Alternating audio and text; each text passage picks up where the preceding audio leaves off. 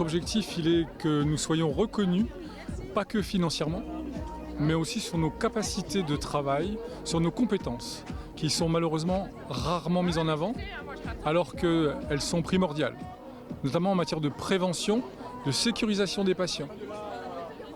Maintenant, pour ce qui est des actes qu'on souhaiterait revaloriser, il s'agit du bilan de soins infirmiers, qui au jour d'aujourd'hui, par sa maîtrise forfaitaire, est en fait un abaissement de la qualité des soins. Ensuite, il y a une limitation des kilomètres que l'on doit faire, ce qui a entraîné au jour d'aujourd'hui des déserts de professionnels libéraux, notamment en montagne. Mais ce n'est pas que la montagne. Ensuite, ce qu'on souhaite, c'est une revalorisation aussi de l'acte technique. Nous savons pertinemment qu'au jour d'aujourd'hui, depuis 2009, beaucoup d'actes techniques n'ont pas été rehaussés du tout. Donc pour nous, notre intérêt, c'est que nos valeurs, à titre d'infirmière de prévention, de surveillance, et nos qualités d'observatrice soient mises en avant. D'accord ? Ça tient dans le bilan de soins infirmiers. Et ensuite, les actes techniques, les frais kilométriques, bien sûr. Ensuite, un retravail sur les indus. Au jour d'aujourd'hui, la Caisse primaire d'assurance maladie pratique des indus qui sont falsifiés. Parce que soi-disant, surtout, il y a eu des problèmes électroniques, ils n'auraient pas reçu les pièces. Or, nous avons un accusé-réception logique positif qui nous permet de savoir si effectivement les pièces sont bien arrivées. Et en règle générale, nous, il est positif. Et ça va générer un paiement.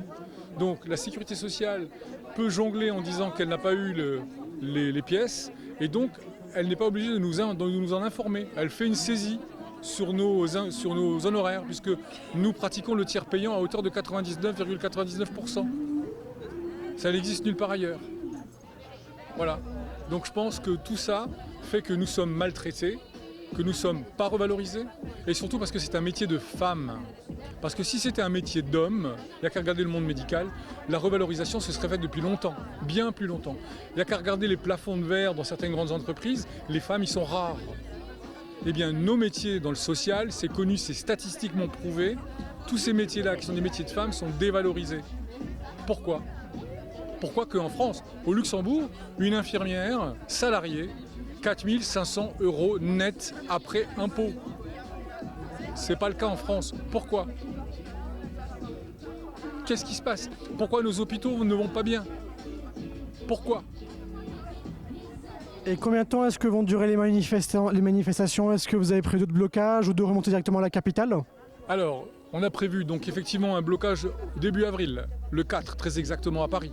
Ensuite, les actions vont se répéter jusqu'aux Jeux Olympiques afin que l'État réagisse. S'il n'y a pas de réaction, à mon avis, ça va perdurer même au-delà des Jeux Olympiques, avec un problème de recrutement. Et c'est déjà le cas. Donc, je pense qu'on devrait pouvoir arriver ou à être entendu et à être reçu pour renégocier le tarif. Et pas que les tarifs. Alors, nous sommes ici après une opération escargot parce que nous n'avons pas été revalorisés de notre acte médical infirmier depuis 2009 et nous avons perdu 26% de notre pouvoir d'achat.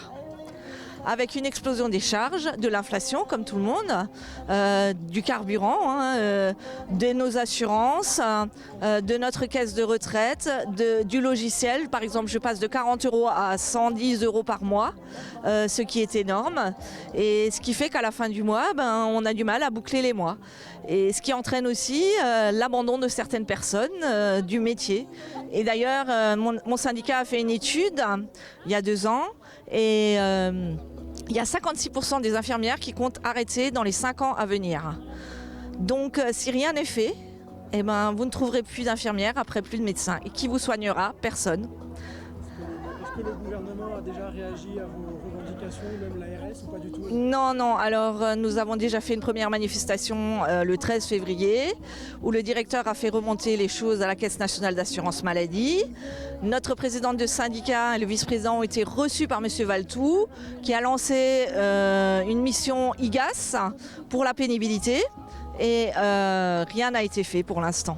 Donc maintenant, nous allons voir l'ARS qui va remonter nos revendications à M. Valtou, encore une fois.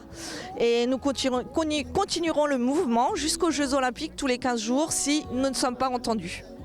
Si j'ai bien compris, aujourd'hui, il y a bien un rendez-vous, c'est ça qui est prévu ? Oui, à 14h15. D'accord. Une de nos autres revendications, c'est l'indemnité forfaitaire de déplacement, où actuellement nous touchons 2,75 €. Nous avons eu une aumône de 0,25 € depuis le 28 janvier 2024.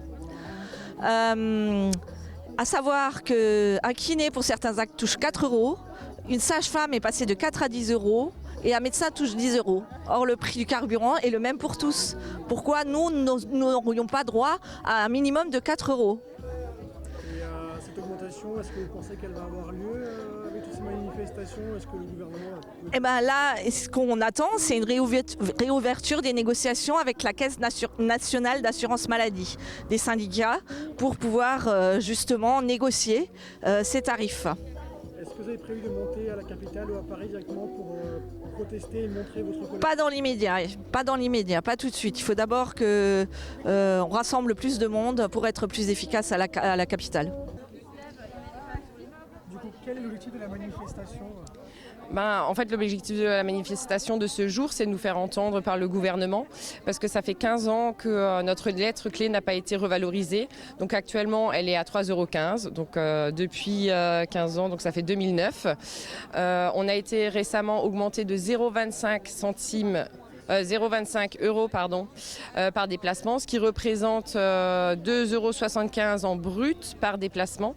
Donc c'est très peu. Alors on a l'impression, oui, effectivement, l'État va vous dire on a été augmenté de 10%, mais finalement c'est 10% sur une petite partie de notre travail.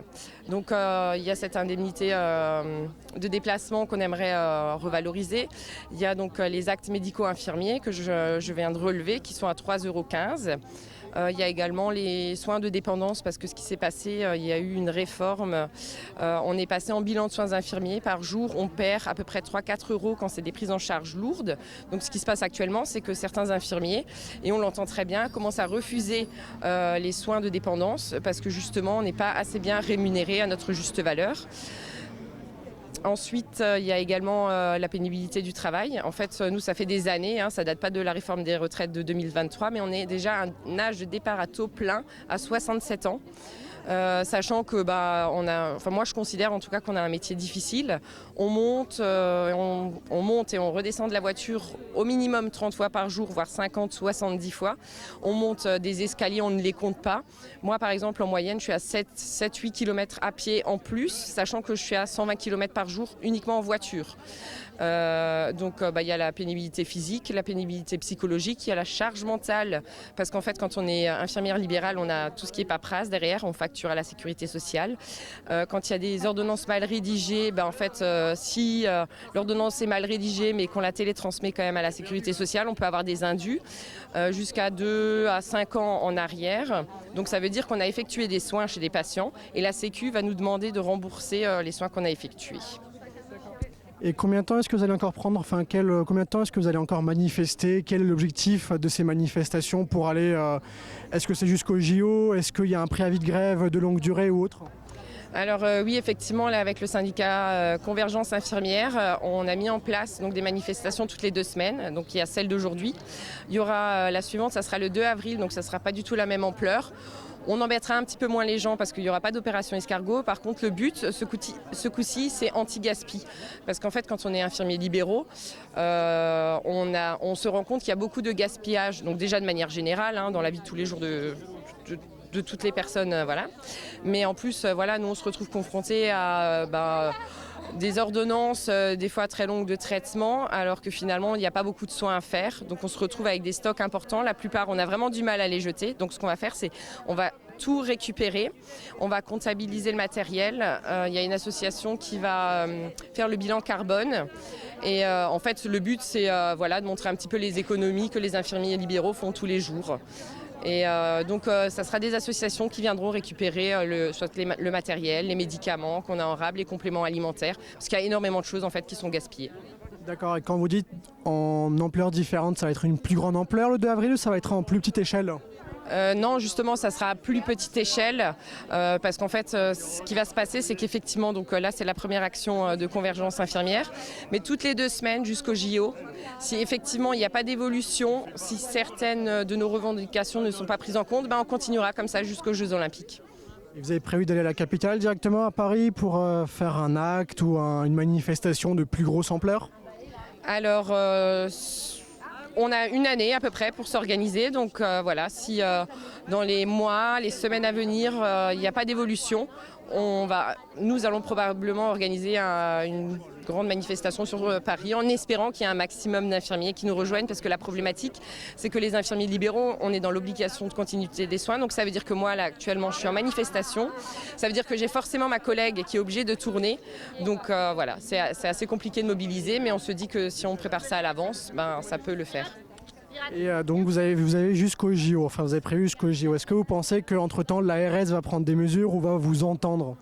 Alors, la problématique de la France, c'est qu'il y a tellement d'instances. Je vais commencer par là, parce qu'en fait, en France, donc, il y a la CPAM, donc c'est Caisse primaire d'assurance maladie, ça c'est au niveau local.